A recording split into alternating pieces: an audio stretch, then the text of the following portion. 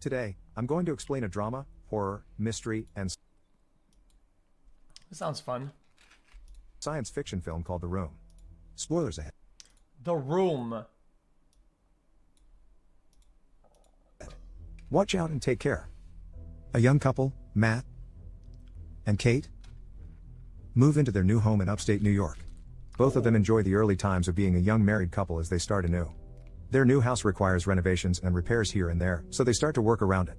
Upon organizing the kitchen, Kate sees a dead bird inside a cabinet and goes outside to bury it. She gets distracted by Matt, who talks to her from the window and looks back to see the bird disappear. While throwing away stuff that came with the house, Matt notices something weird in the wall, so he tears the wallpaper to see it better. In there, he uncovers a large door with a weird keyhole.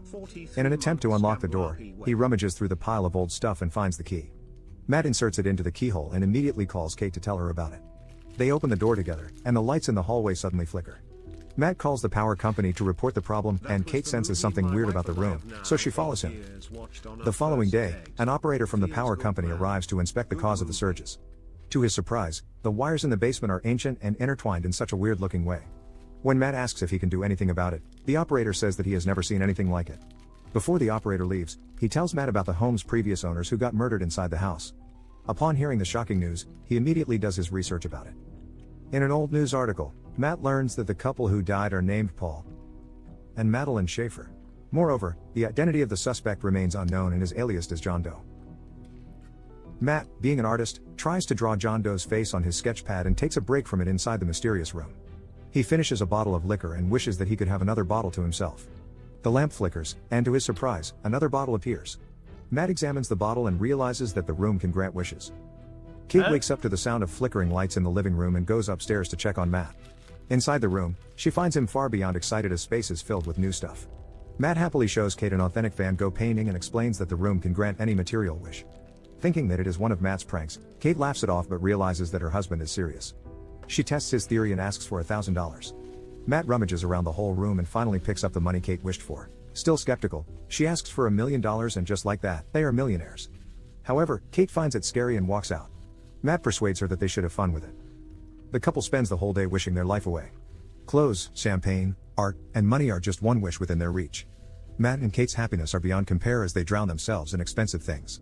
At the end of the night, Kate questions how the room manages to grant their wishes, but Matt tells her not to worry about it.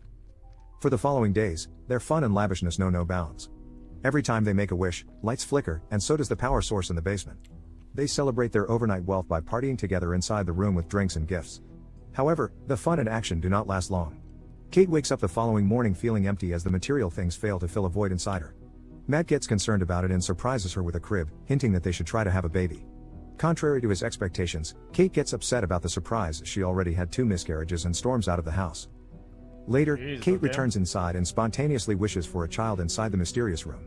As Matt learns about it, he gets mad that she did not consult him before wishing for a baby. Both get into a heated argument, Kate claiming that she did it as a shortcut to motherhood. Without the possibility of a miscarriage and the pain of childbirth, Kate explains that they could be happy that way. Matt is utterly against the idea and urges Kate to bring the baby back to the room to wish for the child's disappearance. At that moment, the couple enters the room, but Kate tearfully refuses to give up the baby.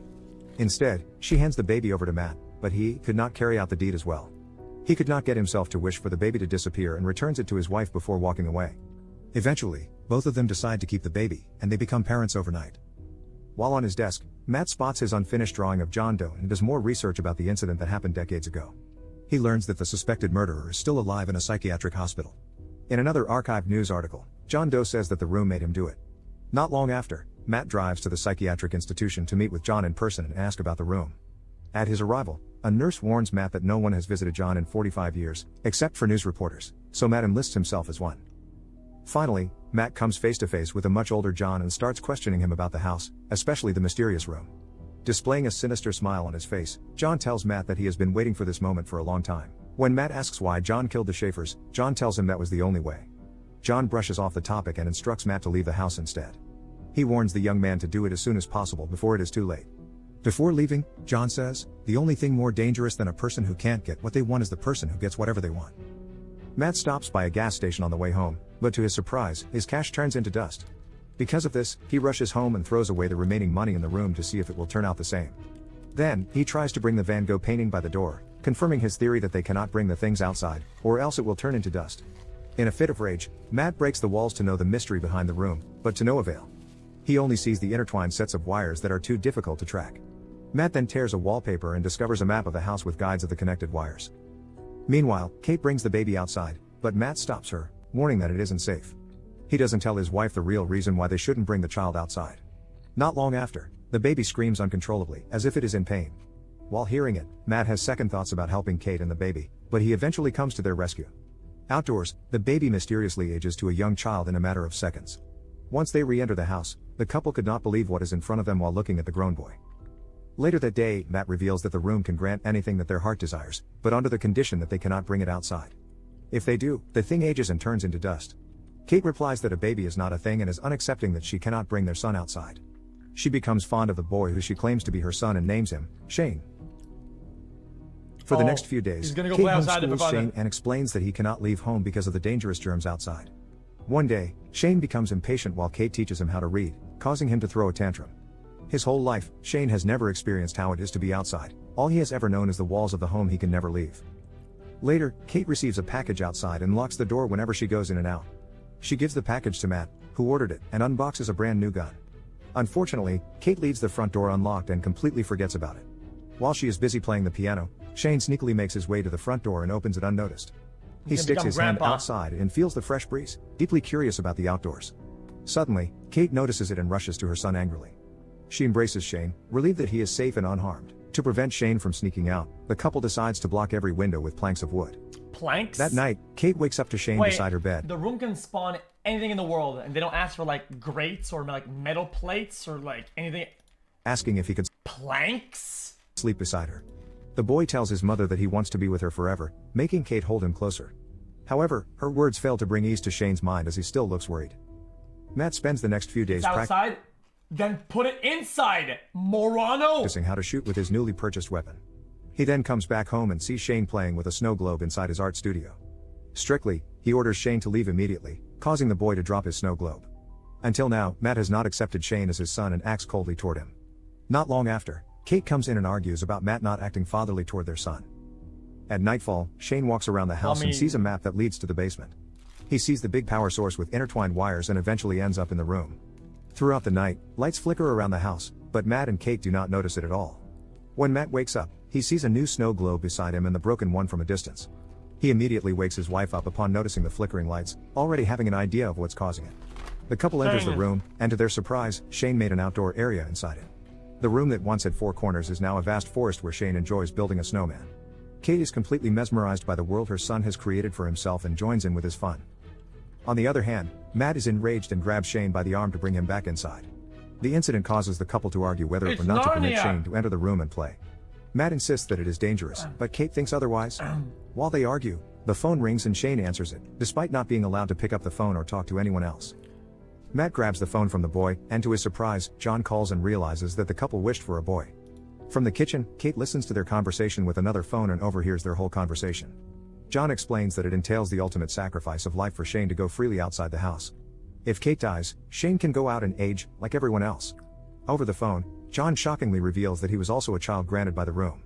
John's mother killed his father before forcing him, as a young man, to kill her so that he could be free.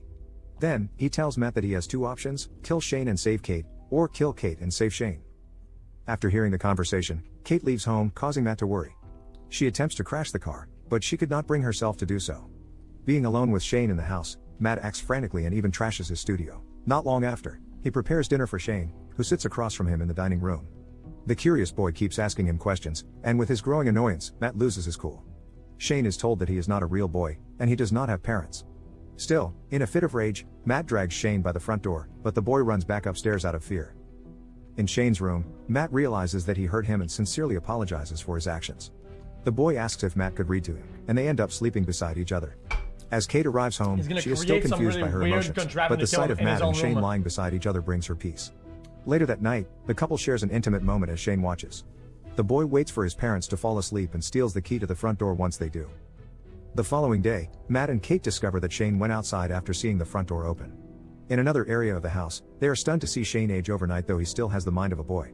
He now appears to be a grown man and even holds his parents at gunpoint.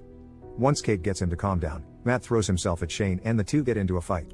Being thrown onto the floor because of the brawl, Kate slowly loses her consciousness.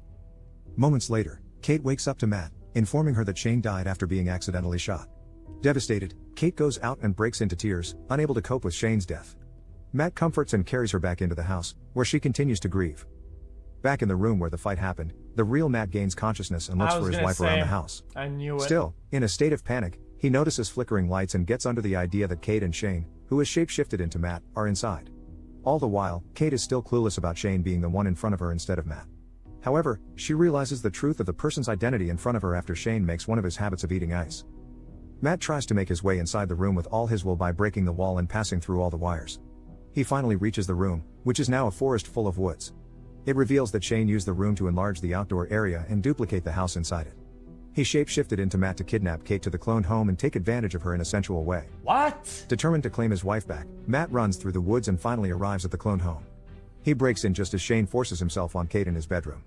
After hearing Matt break in, Shane gets up to prepare for another fight. This allows Kate to get up and leave, but she sees two versions of Matt across the hallway. Her dilemma at the moment is beyond compare as the two have an uncanny resemblance. One of them grabs her by the hand, but she pushes him after calling out Shane's name, which grabs his attention. Shane loses his consciousness after falling down the stairs and transforms into his real appearance. Meanwhile, Matt and Kate cannot get out of the room because Shane keeps wishing for them to be trapped inside. After countless tries of arriving at the same place, Matt stops and thinks of a way out. The couple comes face to face with Shane by the door, who advances at Matt and stabs him to death. Afterward, Shane comforts Kate but realizes that they are just clones and replications of the real ones. Matt and Kate quickly run to the room's exit through the woods while being chased by Shane, who grows more aggressive after being tricked. At the real home, Shane attacks Matt but is pulled with him outside. Realizing that it will cost his life, Shane runs back to the door, but Kate immediately closes it before he could get inside. Shane screams, "Mommy!" while Kate looks at him as he ages into an elderly man. He walks slowly as his body decays and eventually turns into dust. Despite his faults, Kate still cries over his body, having spent a significant amount of time with him as her son. But it wasn't At the that real moment, one. the couple clings to each other after a traumatizing day. A month later, they move into a smaller place and settle in peace. But not for long. Kate looks in horror at her pregnancy test that comes out positive, unsure if the baby belongs to Matt or Shane. As if things are not bad enough, a lamp flickers, and she gets under the impression that all along, they might still be in the room. In the story, Matt and Kate have completely been blinded by the And this is just Inception. riches that the room has to offer. With the unexplained magic, What if Shane duplicated the world outside the real home, which is inside, which has inside the clone home, and the whole thing was third layer.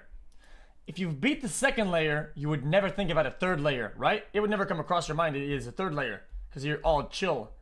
But then comes in the fourth layer where Shane has the whole thing in a box. Boom. But the main character, Matt or whatever, predicted that, and he's on a fifth layer. Boom. But the wife doesn't really like him anymore, or his child, she wants to be solo. She's in the fucking sixth layer. Boom, the movie ends. That's how I would have done it. they become more careless with their desires, even wishing for a child after a series of miscarriages. The flickering light at their new apartment at the end gives a slim possibility of them still being in the room, or a glitch in the building may also cause it. Among the most shocking revelations is Kate's pregnancy, which could be Matt's or Shane's child. The night before the big incident, Kate and Matt made love, but the grown Shane also assaulted her in the clone home. The mystery of the film does not only revolve around the wish-granting room but, finally, the father of Kate's unborn child. Subscribe to watch more videos like this. Turn on...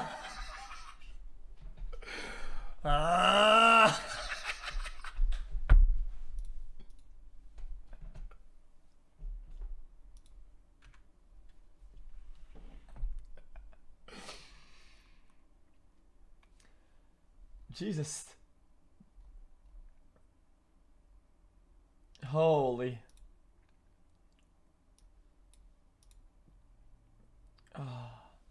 This guy says, gonna go watch Speed or Real Con Golem. Hey man, listen. I'm gonna give you, I'm gonna go ahead and do you a favor. I'm gonna perma you, so that whenever you think about coming back, you can't. I think I'm gonna save myself a good chatter. Holy. Oh my god. Mods, go get him. Yeah, I clicked it scrolled down.